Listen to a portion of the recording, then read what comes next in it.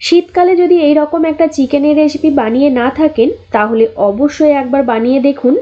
একবার খেলেই বারবার খেতে ইচ্ছা করবে, এটা আমি হলফ করে বলতে পারি। আজকে আমি বানাবো রোড সাইডের ধাবা স্টাইল শাক চিকেন বা পালক চিকেন। পালং চিকেন বানানো ভীষণ সহজ, আর টাটকা সবুজ পালং শাক দিয়ে চিকেনের এই রান্নাটা খেতে জাস্ট ফাটাফাটি হয়। আপনারা ভিডিওটা সম্পূর্ণ দেখুন। রেসিপিটা ভালো লেগে থাকলে অবশ্যই কমেন্ট করে জানাবেন। নমস্কার, অনুর হেসেলে আপনাদের সকলকে স্বাগত। আসুন শুরু করি আমার আজকের রেসিপিটি। পালং চিকেন বানানোর জন্য পালং শাক তো আমাদের লাগছেই, তাই আমি এখানে এক আটি পালং শাক আগে থেকে ভালো করে বেছে ধুয়ে পরিষ্কার করে রেখেছি। এখন এই শাকটাকে আমি জলে ভাপিয়ে নেব, তাই এদিকে কড়াইয়ের মধ্যে জল গরম হতে দিয়েছিলাম। জলটা বেশ ভালোভাবে গরম হয়ে গেছে। এই গরম জলের মধ্যে দেব বেছে ধুয়ে পরিষ্কার করে রাখা পালং শাকটা। মিনিট দুয়েক সময় ধরে শাকটা গরম জলে ভাপিয়ে নেব। খুব বেশিক্ষণ সময় ধরে ভাপাবো না, তাহলে শাকটা বেশি নরম হয়ে যাবে, তাতে কিন্তু রান্নাটা খুব একটা ভালো লাগবে না।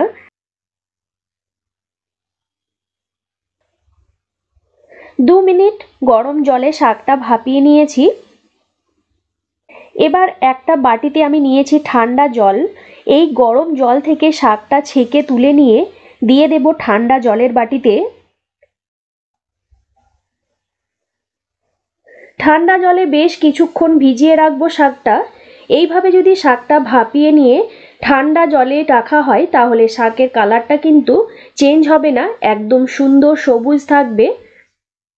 10 মিনিট শাকটা ঠান্ডা জলে ভিজিয়ে রাখার পর শাকের জলটা একদম চেপে বের করে নিয়ে মিক্সির জারের মধ্যে নিয়ে নেব। আর এই শাকের মধ্যেই দেব 4-5টা কাঁচা লঙ্কা। ঝালটা আপনারা আপনাদের স্বাদ অনুযায়ী দিয়ে নেবেন, তবে এই রেসিপিটা একটু ঝাল ঝাল হলে খেতে বেশি ভালো লাগে। এটা পেস্ট করার সময় কোনো জল দেওয়া যাবে না, যেহেতু শাকের থেকেই জল ছাড়বে, তাতেই পেস্ট হয়ে যাবে। দেখুন সুন্দর একটা মিহি পেস্ট তৈরি করে নিয়েছি, এটা সাইডে রেখে দেব। এখানে নিয়েছি 750 গ্রাম চিকেন। চিকেনটাকে আমি প্রথমে ম্যারিনেট করব, তাই চিকেনের মধ্যে দিয়ে দিলাম হাফ চা চামচ লবণ, আর দেব অর্ধেকটা পাতিলেবুর রস। লবণ আর পাতিলেবুর রসটা চিকেনের গায়ে খুব ভালো করে মেখে নেব। তারপর মিনিট 10 সময় ধরে এটা ম্যারিনেট হতে দেব। ততক্ষণে আমি মশলাটা কষিয়ে নিচ্ছি। এদিকে গ্যাসের মধ্যে কড়াই বসিয়ে নিয়েছি। কড়াই ভালোভাবে গরম করে নিয়ে কড়াইয়ের মধ্যে দিয়ে দেব 4 টেবিল চামচ সাদা তেল। তেল ভালোভাবে গরম হয়ে গেলে তেলের মধ্যে ফোড়নে দেব 2টো তেজপাতা, দেব 2 টুকরো দারচিনি, দেব 4টা ছোট এলাচ, 4টা লবঙ্গ, 8-10টা গোটা গোলমরিচ, আর দেব 1/4 চা চামচ গোটা জিরে।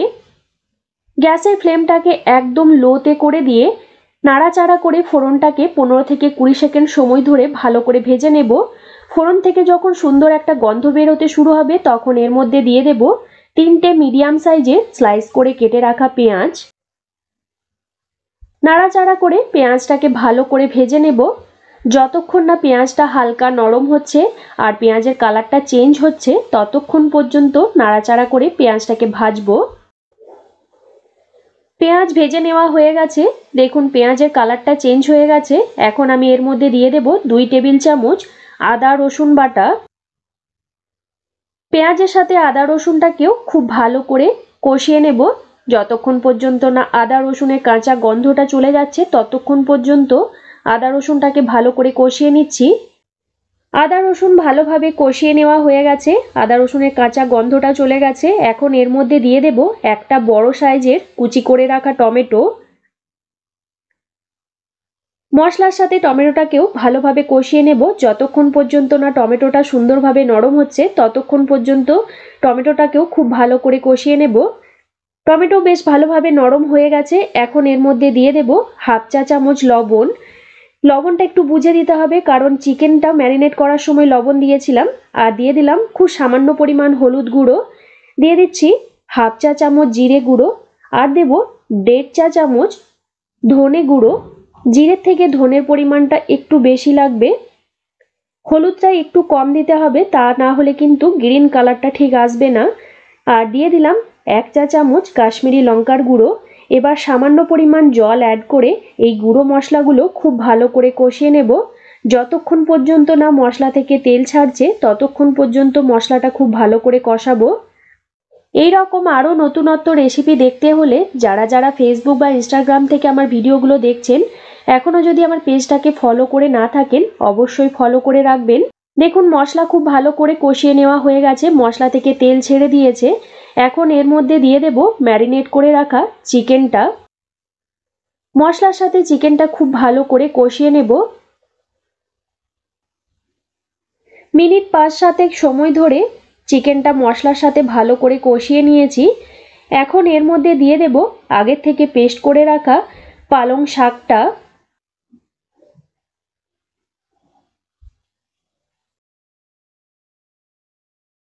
এবার শাকের পেস্টটাও চিকেনের মধ্যে ভালো করে মিশিয়ে নিলাম। এখন গ্যাসের ফ্লেমটাকে লো টু মিডিয়ামে রেখে ঢাকনা বন্ধ করে রান্নাটা করব, তারপর ফিরে আসছি। মিনিট 10 সময় ধরে রান্নাটা করে নিয়েছি। এখন ঢাকনা খুলে একবার নাড়াচাড়া করে নেব। দেখুন শাক আর চিকেন থেকে বেশ অনেকটা পরিমাণ জল ছেড়েছে। এই জলেই কিন্তু আমার চিকেনটা সেদ্ধ হবে, এতে আর কোনো জল দেব না। ভালো করে একবার নাড়াচাড়া করে নিয়ে আবারও ঢাকনা বন্ধ করে রান্নাটা করব। যতক্ষণ পর্যন্ত না চিকেন খুব ভালোভাবে সুসিদ্ধ হচ্ছে ততক্ষণ পর্যন্ত রান্নাটা করব। মিনিট 10 সময় ধরে আবারও রান্নাটা করে নিয়েছি। একবার ভালো করে নাড়াচাড়া করে নেব। দেখুন ওপর থেকে কিন্তু তেল ছাড়তে শুরু করেছে, মানে চিকেনটা কিন্তু খুব ভালোভাবে কষিয়ে নেওয়া হয়ে গেছে আর চিকেনটাও খুব ভালোভাবে সেদ্ধও হয়ে গেছে। আমি সবার শেষে দিয়ে দেব 1/4 চা চামচ গরম মশলা গুঁড়ো আর দেব 1/2 চা চামচ গোলমরিচ গুঁড়ো। গরম মশলা আর গোলমরিচটা চিকেনের মধ্যে ভালো করে মিশিয়ে নেব।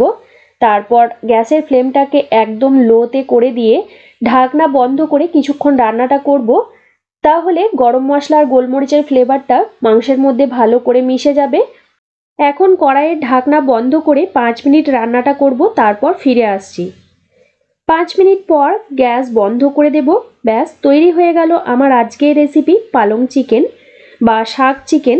তাহলে বন্ধুরা দেখলেন তো এই রেসিপিটা বানানো কতটা সহজ। ঠান্ডার দিনে গরম গরম পালং চিকেন রুটি কিংবা পরোটার সাথে পরিবেশন করুন, দেখবেন খেতে ভীষণ ভালো লাগবে। আমার আজকের রেসিপি আপনাদের কেমন লাগলো অবশ্যই কমেন্ট করে জানাবেন। রেসিপিটা ভালো লেগে থাকলে একটা লাইক করবেন আর আপনারা আপনাদের বন্ধুদের সাথে রেসিপিটা শেয়ার করুন। যারা যারা এখনো পর্যন্ত আমার চ্যানেলটা সাবস্ক্রাইব করেননি তারা সাবস্ক্রাইব করে পাশের বেল নোটিফিকেশনটা প্রেস করে অল অপশনটা প্রেস করে রাখবেন। তাহলে আমি চ্যানেলে যখনই কোনো নতুন রেসিপি শেয়ার করব সবার প্রথমে নোটিফিকেশন আপনাদের কাছে পৌঁছে যাবে। আজকের মতো এই পর্যন্ত, আবারও কোনো নতুন রেসিপি নিয়ে হাজির হব আপনাদের কাছে। আপনারা ভালো থাকবেন, সুস্থ থাকবেন। ধন্যবাদ।